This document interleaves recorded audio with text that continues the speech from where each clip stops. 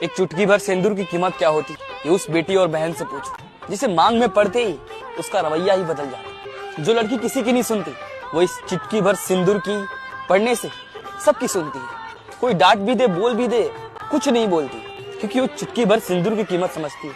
वो सिंदूर ही नहीं होता, उसकी मांग का वो श्रृंगार होता है। वो जिंदगी भर उसे निभाती है, अपना पति का अभिमान मानती है, उसे सिंदूर का कीमत वो सबको दिखाती है। जो लड़की किसी के कहने पर एक काम तक नहीं करती थी, वो पूरा घर का काम करती है। कोई एक बार कह दे तो 10 बार मानती है।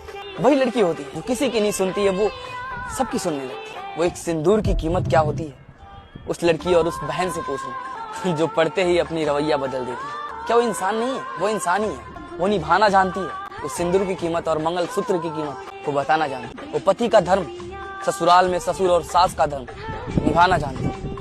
जो माता पिता के बातें कहने पर टार देती थी, वो इस सिंदूर की पढ़ते ही एक बेटी से बहू बन गई। जिसको डांटा जाता है, बोला जाता है, मारा जाता है, लेकिन उसके ओठों से हुफ नहीं निकलता। पता है क्यों? क्योंकि उसे पता है कि मेरी पिता की इज्जत इस सिंदूर और मंगलसूत्र से बन गई।